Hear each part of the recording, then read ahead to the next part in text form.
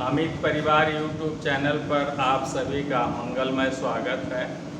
एक क्वेश्चन है बेटा, ये आईआईटी में 2-3 बार क्वेश्चन पूछा हुआ है। ये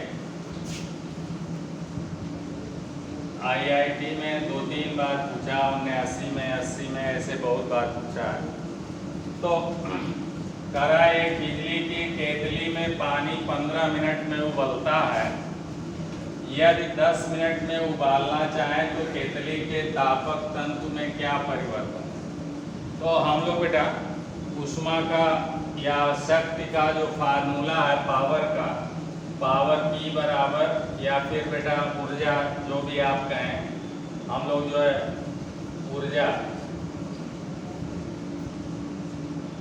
कोष्ठ में W बराबर VQ लिखते हैं बराबर I² RT लिखते हैं बराबर, चलिए V²/R इंटू T ये भी लिखते हैं। ऐसे और भी सब फार्मूले हैं बेटा, EIT लिख देंगे, ठीक है ना, VIT ये सब बेटा जूल में आता है, इसमें आएगा आंसर, जूल में आएगा। तो चाहे और हर प्रकार की ऊर्जा सेम, सबका मात्रक जूल है, चाहे ऊष्मा ऊर्जा हो, चाहे गतिज ऊर्जा हो, चाहे स्थितिज ऊर्जा हो, चाहे यांत्रिक ऊर्जा हो, चाहे वैद्युत ऊर्जा हो। बेटा ऊर्जा का विनाश नहीं होता है, ऊर्जा संरक्षित है, केवल उसका रूप बदल जाता है। हम लोग देखिए पंखे में वैद्युत ऊर्जा दे रहे हैं तो वो कन्वर्ट हो जा रही यांत्रिक ऊर्जा में, हमें हवा दे रही। हम लोग बल्ब में वैद्युत ऊर्जा डालते हैं बेटा तो उसके वो कन्वर्ट कर देता है प्रकाश ऊर्जा। हम लोग हीटर में वैद्युत ऊर्जा डालते हैं तो हमें ऊष्मा ऊर्जा मिलने लगती है, ठीक है ना। ऐसे ही बेटा हम लोग जो है डीजल इंजन से जनरेटर को चलाते हैं बेटा, तो हम लोग मैकेनिकल एनर्जी देते हैं, उसको रोटरी मोशन देते हैं, तो वो हो गई मैकेनिकल एनर्जी, तो हमें जनरेटर वैद्युत ऊर्जा देता है। इस तरह से जो है प्रत्येक प्रकार की ऊर्जा सेम है, उसका रूपांतरण केवल होता है, उसका विनाश नहीं होता है, इसलिए कहते हैं कि ऊर्जा संरक्षित होती है। तो सारी ऊर्जाएं बराबर हैं, यांत्रिक ऊर्जा बराबर गतिज ऊर्जा बराबर स्थितिज ऊर्जा बराबर वैद्युत ऊर्जा बराबर ऊष्मा ऊर्जा, सारी ऊर्जा बराबर। चाहे इसका भी आपका बैठ रहा है आंसर, खटाक से निकालिए, कार्य भी ऊर्जा है। तो हम लोग बेटा अगर ये वाला टाइम भी दिया तो ये वाला अगर हम लोग ऊष्मा ऊर्जा के लिए फार्मूला व्यक्त करें और जूल में लें तो लिखेंगे बेटा ऊष्मा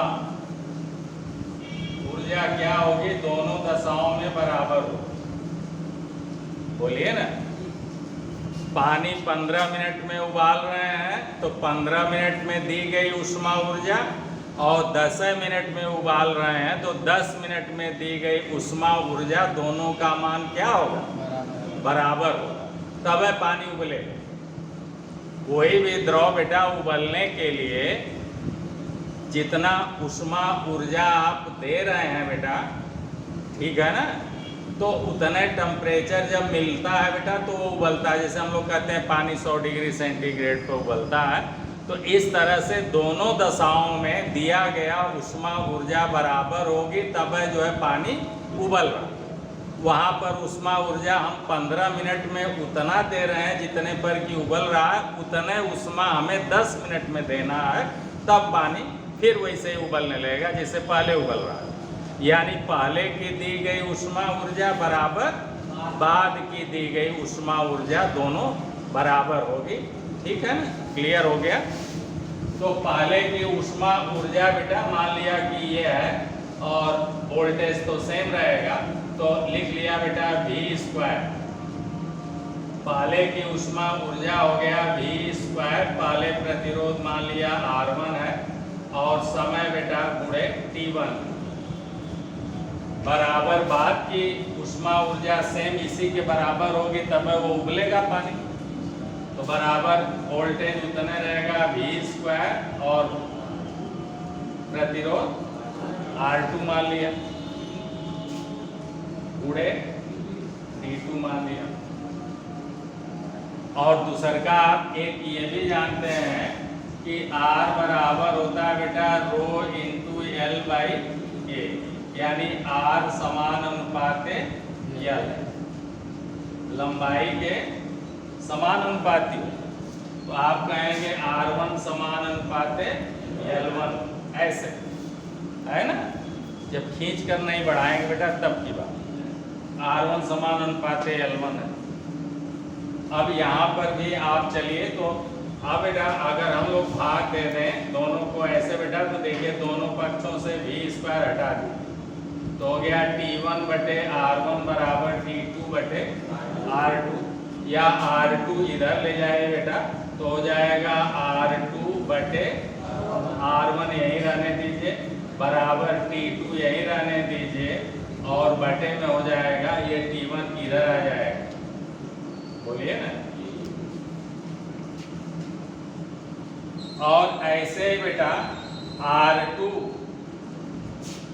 बराबर हो गया R2 समान अनुपाते L2, ये भी आप लिख सकते, बोलिए ना। तो बराबर बेटा R2 बटे R1 बराबर हो गया यहाँ से T2 बटे T1 बराबर आप लिख सकते हैं R2 के जगह पर L2, तो लिख सकते हैं L2 बटे L1, ये भी लिख सकते हैं, बोलिए ना। अब बेटा T2 का मान रखिए, T2 कितना है 10 में, तो T2 यहाँ से चलेंगे बेटा तो हो जाएगा T2 का मान 10 और पहले जो है पानी उबल रहा था T1 का मान है 15, तो लिखेंगे 10 बटे 15 बराबर, चलिए तो इसको और हम लोग छोटा कर लेंगे तो हो जाएगा L2 बटे L1, इसे और छोटा कर लें तो हो गया 5 दूना 5 तिहाई बराबर हो गया बेटा, या ऐसे लिख सकते हैं या इतना बराबर L2 बटे L1। अब नई लंबाई अगर L2 यहाँ से पक्षांतर करें तो आप देख रहे होंगे L2 बराबर नई लंबाई L2 बराबर हो गया 2 बटे 3 गुणे L1। तो फिलामेंट की लंबाई बेटा नई लंबाई जो L2 है वो प्रारंभिक लंबाई L1 का 2/3 करना, यही आंसर हो। नहीं समझ में आएगा, बोलिए बेटा। यहाँ से प्रतिरोध, तो यहाँ से बेटा आप ऐसे लिखेंगे कि भाई R2 बटे R1, यहाँ से हो गया ना, लिखेंगे R2 बटे R1 बराबर L2 बटे L1, तो वहीं लिख दिया R2 बटे R1 बराबर T2 बटे T1 भी है और बराबर L2 बटे L1 भी। तो T2 का मान रखा 10, T1 का मान 15 दिया हुआ, रख दिया, इसको छोटा कर लिया बेटा, या 2 बटे 3 बराबर हो गया फिलामेंट या जो भी है बेटा तापकता की लंबाई L2 बटे L1, यहाँ से L2 बराबर L1 का इधर भाग इधर आके L1 से गुणा हो गया, तो आप कहेंगे कि बाद वाली लंबाई, ठीक है ना बेटा, प्रारंभिक लंबाई L1 का 2/3 कर देंगे तो हमारा पानी 10 मिनट में ही उबल जाएगा। अभी इसी टाइप का एक क्वेश्चन था कि यदि बेटा तापक तार को बीच से बराबर भागों में काटकर और एक आधे भाग का ही प्रयोग किया जाए तो उसमें कै गुना हो जाएगी, तो आपने कहा दुगनी हो जाएगी, ठीक है ना। तो ऐसे यहाँ पर भी समय 2/3 है तो लंबाई भी आपको कितना करना होगा, 2/3 कर देना होगा, तो आपका जो है पानी 10 मिनट में उबल जाए, क्योंकि समय 2/3, समय में अनुपात कितने का, 2/3 का, तो फिलामेंट की लंबाई भी पहले की 2/3 कर। क्लियर हो गया, यही आंसर हो गया।